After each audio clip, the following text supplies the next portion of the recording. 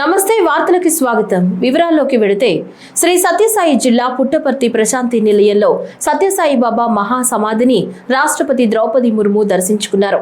ప్రశాంతి నిలయానికి వచ్చిన రాష్ట్రపతి ద్రౌపది ముర్ముకు ముఖ్యమంత్రి Chandrababu Naidu, Sathyasai central trust managing trustee RJ Ratnakar పుష్పగుచ్చం అందజేసి స్వాగతం పలికారు. సాయి కుల్వంత్ సభా మందిరంలో సత్యసాయి బాబా మహా సమాధిని రాష్ట్రపతి దర్శించుకుని పూలమాల వేసి పుష్పాంజలి ఘటించారు. అనంతరం ఆమె యజుర్వేద మందిరంలో బాబా చిత్రపటాన్ని దర్శించుకున్నారు. అనంతరం ఆమె పూర్ణచంద్ర ఆడిటోరియం చేరుకుని అక్కడ నిర్వహించిన ప్రత్యేక కార్యక్రమంలో పాల్గొన్నారు. ఈ సందర్భంగా రాష్ట్రపతి ద్రౌపది ముర్ము మాట్లాడుతూ సత్యసాయి బాబా ప్రపంచానికి సత్యం, ధర్మం, శాంతి, ప్రేమను చాటి చెప్పిన మహానుభావుడన్నారు. ముఖ్యంగా బాబా విద్య, వైద్యం, త్రాగునీరు ఉచితంగా అందివ్వడం మెచ్చుకోదగ్గ విషయమన్నారు. सत्यसाई बाबा के सेंटेनरी सेलिब्रेशन के स्पेशल सत्रों में सभी उपस्थित थे। उनमें से माननीय मुख्यमंत्री श्री एन चंद्रबाबू नायडू जी, आंध्र प्रदेश सरकार में मंत्री श्री नारा लोकेश जी, श्री सत्यसाई सेंट्रल ट्रस्ट के managing trustee Shri RJ Ratnakar ji, Shri Sathyasai Seva organisation के अखिल भारतीय अध्यक्ष श्री निवेश पांड्या जी, गणमान्य अतिथिगण, देवियों और स्वजन, मैं श्री सत्यसाई बाबा जी की पूर्ण स्मृति को सादर नमन करती हूँ। सत्यसाई बाबा के आशीर्वाद से युक्त प्रशांति निलयों में आकर और उनके जन्म शताब्दी समारोह में भाग लेकर मुझे स्वात्विक अनुभव हो रहा है। मैं बहुत भाग्यशाली हूँ।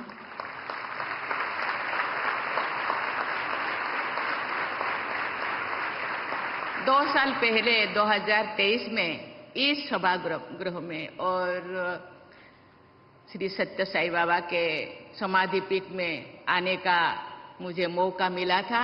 मैं और एक बार आने का जो मुझे अवसर दिया गया, इसलिए ऑर्गेनाइजेशन को बहुत बहुत धन्यवाद देना चाहती हूँ।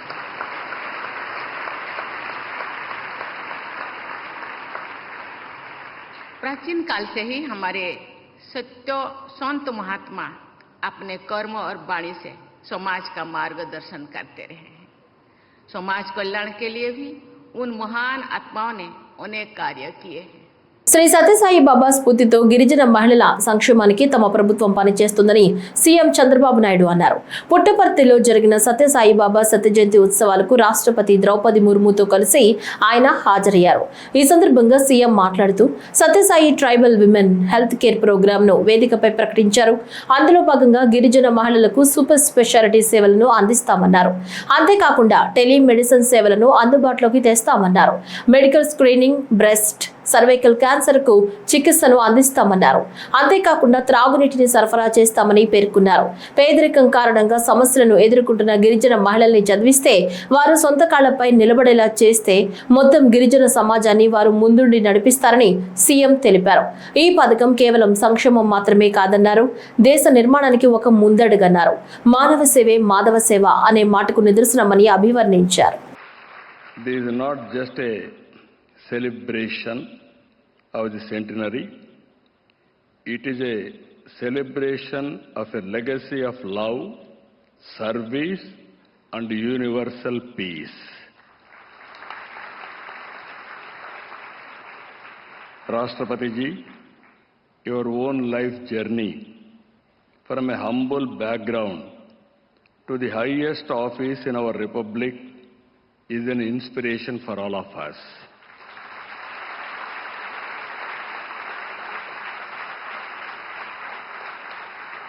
Your presence today greatly honors every devotee gathered here and across the world, here physically, virtually across the world. That is the greatest contribution from your side for global peace. I really respect your honor.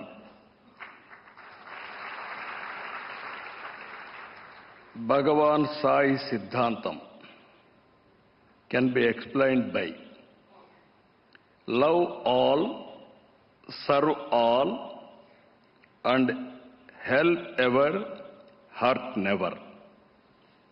5 principles of Satya, Dharma, Shanti, Prema and Ahimsa. If every individual, every institution and every nation lives by these principles, then world peace will become a reality. That is the biggest Siddhantam and legacy given to us. I have worked closely with Babaji on many occasions.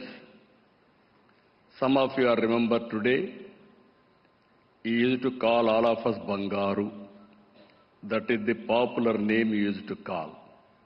That is the affection he used to show on us. So many occasions I was very fortunate to have discussions with him about service activities. Anakapalli జిల్లా పాయకరావుపేట మండలం రాజానగరం పాఠశాలలో జరిగిన ప్రమాదంలో teacher మృతి చెందారు. జోష్నాబాయి పార్థివ దేహానికి పూలమాలలు వేసి నివాళులర్పించారు. కుటుంబ సభ్యులకు ధైర్యం చెప్పారు. ఈ సందర్భంగా హోంమంత్రి వంగల్పూడి అనిత మాట్లాడుతూ ఇది దురదృష్టకర సంఘటన, చాలా బాధాకరమన్నారు. మంచి టీచర్ను కోల్పోయామని గ్రామస్తులు బాధపడుతున్నారని, 2 సంవత్సరాల క్రితం జోష్నాబాయి భర్త చనిపోయారని, పిల్లలు చదువుల బాధ్యత ప్రభుత్వం తీసుకుంటుందన్నారు.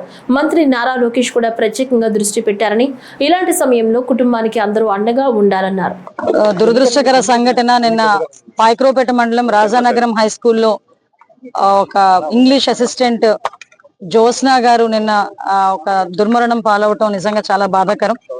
నిన్న ఇన్సిడెంట్ గురించి తెలిసిన వెంటనే ఇమీడియట్ గా డిఓ గారు, కలెక్టర్ గారు కూడా మానిటర్ చేసుకుని డిఓ గారు హుటాహుటిన ఇక్కడికి వచ్చి తను స్పాట్ లో చనిపోవటం, అక్కడ స్లాబ్ వేస్తున్న కార్యక్రమంలో ఒక సిఎస్ఆర్ నిధులతోని ఒక స్టేజ్ ని అక్కడ ఫామ్ చేయటం, అదే టైంలో నా స్లాబ్ వేసే టైంలోనే ఒక చిన్న కంటైనర్ లాంటిది అది పడిపోవడం వలన తనకి తలకి కొంచెం బలమైన గాయం తగిలి ఇమీడియట్ గా స్పాట్ లోనే చనిపోవడం జరిగింది.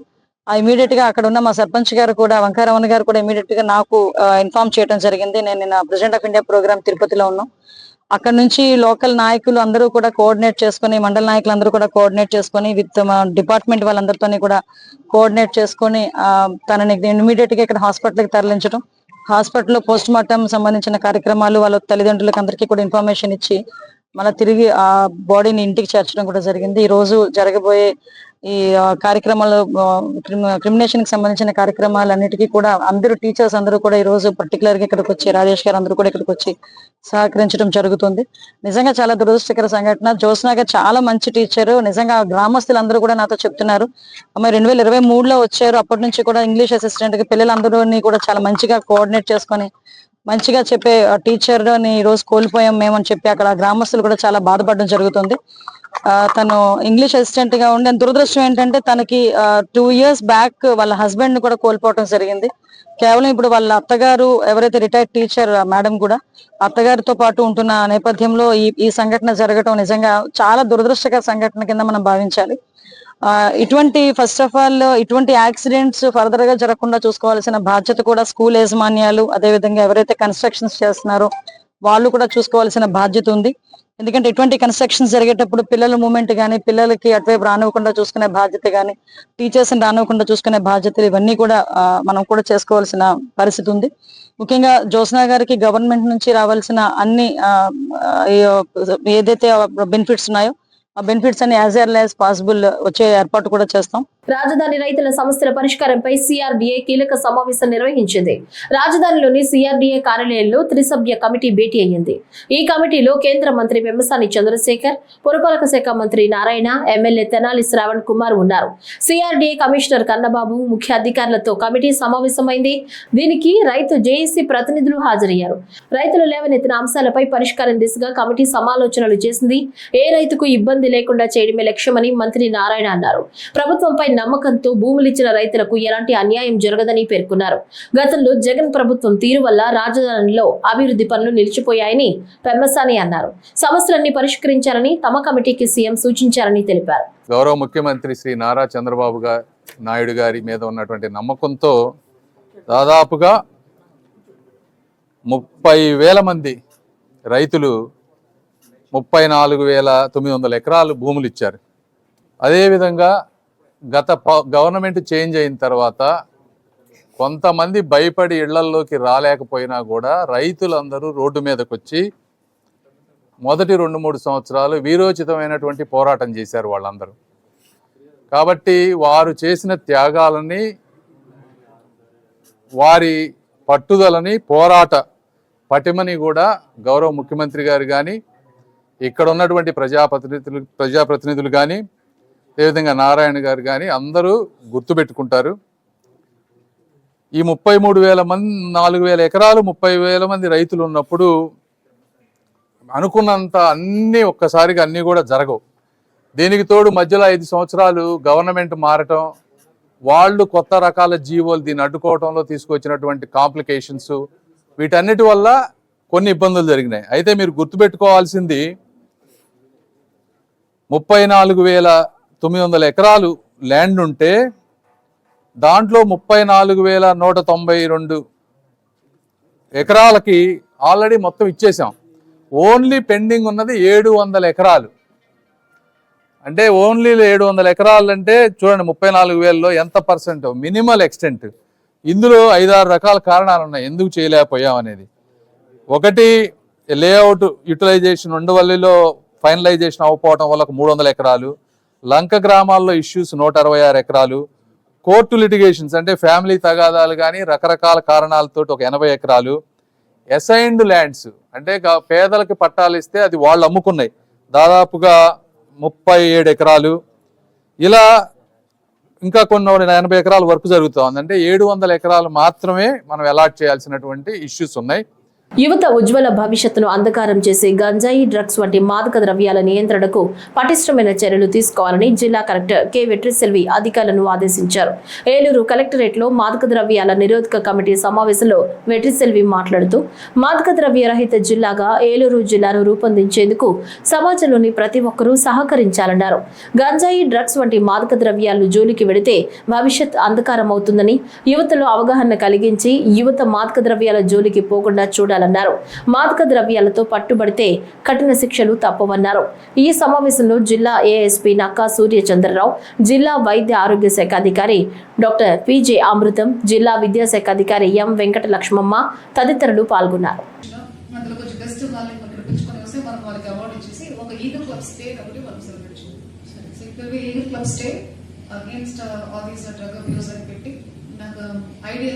మీ పీటీఎం అయినాక 5 అయితే అక్కడ నుంచి సెకండ్ సాటర్డే వరకు లోపల ఒక డేట్ ఫిక్స్ చేయండి. మోస్ట్లీ సాటర్డే పెట్టండి, బికాస్ అది కొంచెం లైట్ గా ఉంటుంది ఆ రోజు. So I want 1 Saturday in December, లేదా అంత దూరం లేదు ఇంకా 10 రోజులు ఉంది, ఈ శనివారం ఏమైనా చేసుకోవాలంటే కూడా చేసుకుంటాను. ఒక శనివారం కాంపిటీషన్ పెట్టాలి, ఒక రోజు నేను ఎస్పీ గారు ఇంటరాక్షన్ పిల్లలతో అన్ని కాబట్టి అందులో ఆన్లైన్ ఇంటరాక్షన్ ఇది చేయాలి. ఇది చేస్తే మనకు ఈగల్ క్లబ్ వాళ్ళకి మోటివేషన్ వస్తుంది. బెస్ట్ ఈగల్ క్లబ్ మెంబర్ చెప్పేసి కాంపిటీషన్ గెలిచిన వాళ్ళకి మనం ఇక్కడ అప్రిసియేషన్ కూడా ఇస్తాము, కొంచెం యాక్టివేట్ చేసినట్టు కూడా ఉంటుంది. అంటే మనం ఇంటరాక్షన్ చేసే వాళ్ళకి ఏం కావాలి. So eagle club interaction with collector and SP పెట్టండి, ఎస్పీ గారు కూడా టైం చూసుకోమని చెప్పండి. It be good thing for motivation వచ్చిన ఆల్సో. మనం ఆన్లైన్ ఇంటరాక్ట్ అవుతాము, గెలిచిన పిల్లలు మాత్రం ఫిజికల్ గా ఇక్కడ కూర్చోబెట్టి వాళ్ళకి అవార్డ్స్ కూడా మనం ఇస్తాము. ఇది ఒకటి చేయాలి. మీరు చేస్తే పిల్లల్ని యాక్టివేట్ చేస్తే కొంచెం ఇన్ఫర్మేషన్. రాష్ట్రంలో ప్రజాప్రభుత్వం అధికారంలోకి వచ్చాక ఉపాధ్యాయుల సమస్యలపై ప్రత్యేకంగా దృష్టి సారించి పరిష్కరిస్తున్నామని, ప్రభుత్వ ఉపాధ్యాయులంతా లెర్నింగ్ అవుట్కమ్స్ పై శ్రద్ధ పెట్టాలని మంత్రి నారా లోకేష్ విజ్ఞప్తి చేశారు. గుంటూరు జిల్లా ఉండవల్లి నివాసంలో మంత్రి నారా లోకేష్ తో ఏపీటీఎఫ్ రాష్ట్ర అధ్యక్షురాలు చెన్నుపాటి మంజుల, మాజీ ప్రధాన కార్యదర్శి పాండురంగ వరప్రసాద్ సమావేశమయ్యారు. ఈ సందర్భంగా రాష్ట్రంలో ప్రభుత్వ ఉపాధ్యాయులు ఎదుర్కొంటున్న పలు సమస్యలను వారు మంత్రి లోకేష్ దృష్టికి తెచ్చారు. మంత్రి లోకేష్ స్పందిస్తూ గత 17 నెలల్లో 423 సమస్యలను ప్యాక్టో ద్వారా తన దృష్టికి తెచ్చారని పేర్కొన్నారు. ఇందులో 200 సమస్యలు పరిష్కరించామని, 81 సమస్యలు పరిష్కార యోగ్యమైనవి కావని తెలిపారు. 72 విజ్ఞాపనలు పాలసీ మ్యాటర్స్ కు సంబంధించినవి కాగా 71 సమస్యలు కోర్టుల పరిధిలో ఉన్నాయని చెప్పారు. వచ్చే నెలలో మెగా పీటీఎం మినహా ఈ విద్యా సంవత్సరంలో మరే ఇతర విద్యేతర పనులు ఉపాధ్యాయులకు ఉండవని స్పష్టం చేశారు. డిఈఓ, ఎంఈఓలు కేవలం లెర్నింగ్ అవుట్కమ్స్ పైనే దృష్టి పెట్టాలని, వారికి సర్వీస్ రూల్స్ బాధ్యతలు అప్పగించబోమని స్పష్టం చేశారు.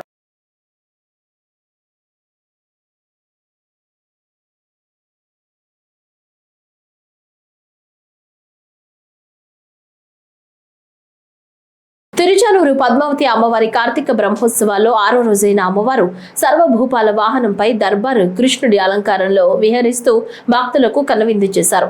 మంగళ వాయిద్యాలు, భక్తుల కోలాటాలు, చెక్క భజనల నడుమ అమ్మవారు ఆలయ 4 మాడవీధుల్లో భక్తులను కటాక్షించారు. అడుగడుగునా భక్తులు నారీకేళం, కర్పూర హారతులు సమర్పించి అమ్మవారిని దర్శించుకున్నారు. విశేష సంఖ్యలో భక్తులు పాల్గొన్నారు. సర్వభూపాల వాహనముపై జగదీశ్వరి సమస్త జననీం వందే చైతన్యస్తన్యదాయినీం శ్రేయసి కరుణామివ రూపిణీం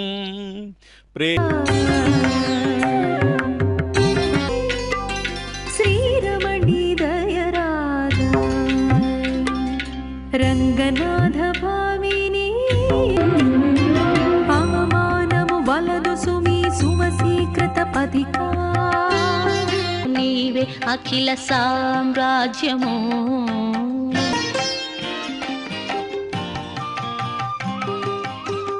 అగిలి పెండ్లి పీట చిమ్ముల చందన చర్చ శేషపాలు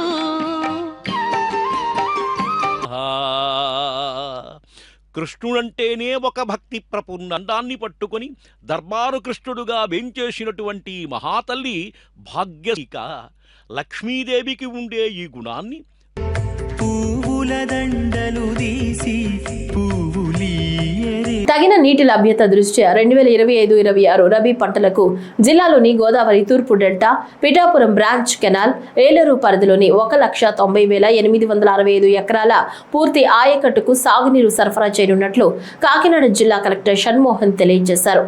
కలెక్టరేట్లో కాకినాడ జిల్లా సాగునీటి సలహా మండలి సమావేశం జిల్లా కలెక్టర్ షణ్మోహన్ అధ్యక్షతన జరిగింది. ఈ సమావేశంలో నియోజకవర్గాల ఎమ్మెల్యేలు, జిల్లాకు చెందిన పలువురు అధికారులు పాల్గొన్నారు. ఈ సందర్భంగా మాట్లాడుతూ గోదావరి డెల్టా కింద 1,05,341 ఎకరాలు, పిఠాపురం బ్రాంచ్ కెనాల్ కింద 32,507 ఎకరాలు, ఏలేరు కింద 53,017 ఎకరాలకు వెరసి మొత్తం 1,90,865 ఎకరాల పూర్తి ఆయకట్టుకు సాగునీరు సరఫరా చేయడం జరుగుతుందన్నారు.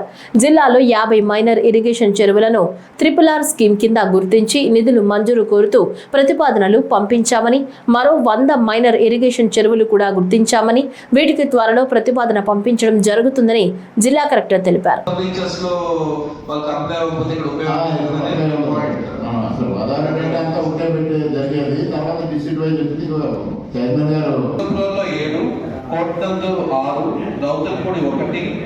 శంకవరం 1, తుని 5, తొండంగి 3, సామల్కోట 1, పెద్దాపురం 3, గండేపల్లి 4, జగంపేట 8, కిల్లంపూడి 1, పత్తిపాడు 7.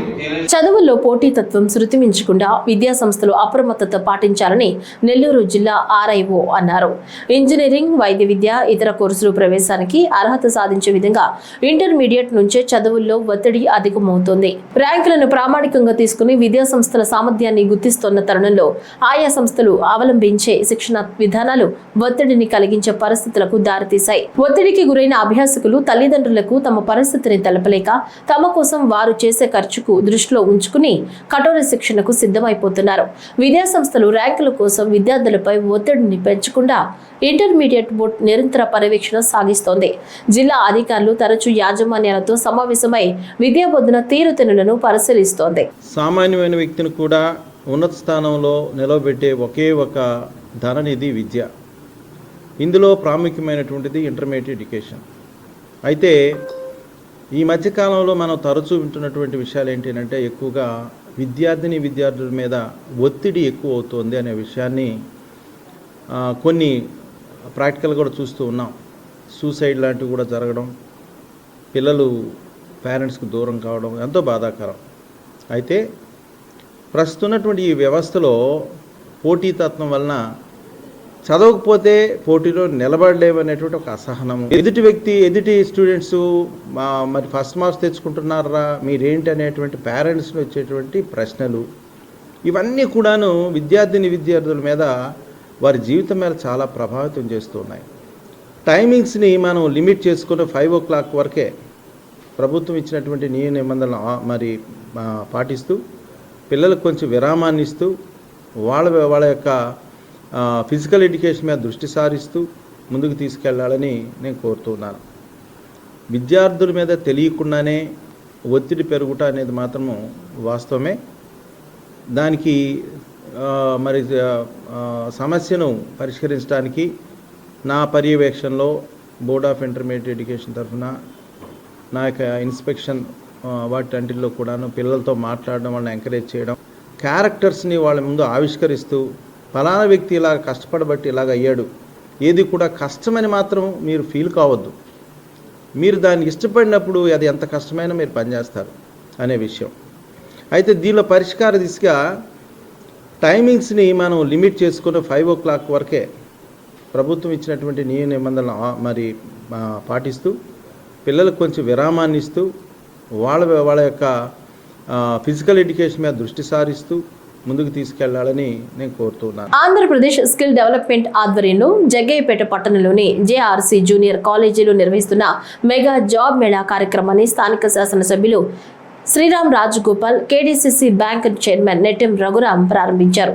ఈ సందర్భంగా మాట్లాడుతూ ప్రతి యువకుడికి, ప్రతి యువతికి ఉద్యోగ అవకాశాలు కల్పించడం కూటమి ప్రభుత్వ ప్రధాన లక్ష్యమని పేర్కొన్నారు. ముఖ్యమంత్రి నారా చంద్రబాబు నాయుడు, మంత్రి నారా లోకేష్ కలలు గంటున్న 20 లక్షల ఉద్యోగాల లక్ష్య సాధనలో భాగంగా రాష్ట్ర ప్రభుత్వం స్కిల్ డెవలప్మెంట్ సంస్థలతో కలిసి యువతకు ఉన్నత ప్రమాణాలతో శిక్షణ అందించి నైపుణ్యాలను పెంపొందిస్తుందని చెప్పారు. అలాగే అనుభవం ఉన్న అభ్యర్థులకు నేరుగా ఉద్యోగాలు కల్పించే విధానాలను ప్రభుత్వం అమలు చేస్తోందని తెలిపారు. ఇన్ఫోసిస్ అధినేత చిన్న ఉద్యోగం చేసి ఆయన రోజు ఇన్ఫోసిస్ ద్వారా ఎంతో మందికి ఐటీ ఉద్యోగాలు ఇస్తా ఉన్నారు. అంటే ఎందుకు ఉదాహరణ చెప్తున్నామంటే చాలా మంది అనుకుంటాం మన చిన్న గ్రామం, మనం చేసే ఉద్యోగం చాలా చిన్న ఉద్యోగం అని చెప్పి. అది ఏమాత్రం కాదు. రతన్ టాటా కూడా నిజంగా టాటా అధినేత కూడా ఒక ఇండస్ట్రీలో కార్మికుడిగా నిలబడి పనిచేసి ఈరోజు రతన్ టాటా ఒక ట్రస్ట్ అనేది నిజంగా రతన్ టాటా కంపెనీ అంటే, టాటా కంపెనీ అంటే ఎన్నో లక్షల ఉద్యోగాలు ఇస్తా ఉన్నారు. అటువంటి ఆలోచన ముందుకు పోవాలి తప్ప నిజంగా అబ్దుల్ కలాం వారు చిన్న వయసులో పేపర్ బాయ్గా ఉండి ఈరోజు నిజంగా రాష్ట్రపతి స్థాయికి ఎదిగి ఏ విధంగా వెళ్ళాడు అంటే చిన్న స్థాయి నుంచి ఏదైనా సరే ఒక మెట్టెక్కి ఎత్తైన శిఖరాలు ఎక్కచ్చు. అటువంటి విధంగా ఆలోచన తప్ప ఒకసారి పెద్ద ఉద్యోగాలు ఏమాత్రం రావు. అదేవిధంగా పెద్ద విషయాలు వస్తే ప్రత్యేకంగా మన రాష్ట్రంలో విద్యా సంస్థల అధినేత ప్రస్తుత మున్సిపల్ శాఖ మంత్రి నారాయణ గారు అసెంబ్లీలో మాట్లాడుతూ, నేను ఫస్ట్ స్టార్టింగ్లో చిన్న గుడిసెలో ట్యూషన్లు చెప్పి నేను ఈ విధంగా ఈ స్థాయికి వెళ్ళాలని చెప్పంటే నారాయణ ఇన్స్టిట్యూట్ ఎంతో లక్షల మంది చదువుతూ ఉన్నారు. ఉదాహరణ చెప్పడం కోసం ప్రత్యేకంగా ఈరోజు జగ్గయ్యపేట చూస్తే నేను చదువుతున్నప్పటిదాకా ఎంతమంది జీవితాలు అబ్జర్వ్ చేస్తామంటే ఒక సుతారు మేస్త్రి బొచ్చలు మోస్తూ కూలి పని చేస్తూ మేస్త్రి అయ్యి తర్వాత బిల్డర్గా ఎదిగాడంటే నిజంగా ఆశ్చర్యమైన సంతోషమే కదా. సుతారు కూలి అతను బొచ్చలు మేస్త్రి ఫస్ట్గా కూలీగా అటెండ్ అయ్యి ఆ తర్వాత మేస్త్రి అయ్యి తర్వాత బిల్డర్గా ఎదిగాడని చెప్పంటే అది డైరెక్ట్గా చూసిన విషయం. అదేవిధంగా ట్యూషన్లు చెప్పి కళాశాల అధినేతగా ఎదురు చాలామంది ఉన్నారు. అదేవిధంగా కాంట్రాక్టర్ దగ్గర సూపర్వైజర్ చేసి కాంట్రాక్టర్ ఎదిరిన చాలామంది ఉన్నారు. అదేవిధంగా కంపెనీలో చిన్న ఉద్యోగం చేసి చిన్నగా కంపెనీలను ఏర్పాటు చేసిన చాలామంది ఉన్నారు. ఇటువంటి అన్ని ఆలోచన చేసుకొని ప్రతి యువత విద్యార్థి కావచ్చు యువత ప్రతి ఒక్కళ్ళు కూడా మన జీవితంలో కష్టపడితే, మనలో ఒక విశ్వాసం ఉంటే, మనలో క్రమశిక్షణ ఉంటే జీవితంలో సెటిల్ అవుతే ఆలోచన ముందుకు పోవాలి. రాష్ట్ర వ్యాప్తంగా 175 నియోజకవర్గాల్లో ఏర్పాటు చేస్తున్న ఎంఎస్ఎంఈ పార్కులో ఫుడ్ ప్రాసెసింగ్ యూనిట్ల ఏర్పాటుకు ప్రాధాన్యం ఇవ్వాలని ముఖ్యమంత్రి చంద్రబాబు నాయుడు అధికారులను ఆదేశించారు. వ్యవసాయ ఉత్పత్తులకు విలువ జోడింపు ద్వారా రైతులకు అత్యధిక ప్రయోజనం కల్పించే అవకాశం ఉందని ఆయన స్పష్టం చేశారు. సచివాలయంలో వ్యవసాయ శాఖపై ఆయన సమీక్ష నిర్వహించారు. ఈ సమీక్షకు ఆ శాఖ మంత్రి కె అచ్చెన్నాయుడు ఆన్లైన్లో పాల్గొన్నారు. వ్యవసాయం, ఉద్యాన, మార్కెటింగ్ శాఖ అధికారులు హాజరయ్యారు. ఈ నెల 24 నుంచి 29వ తేదీ వరకు, అలానే డిసెంబర్ 3వ తేదీ నిర్వహించనున్న రైతన్న మీకోసం కార్యక్రమంలో తాను పాల్గొంటానని ముఖ్యమంత్రి స్పష్టం చేశారు.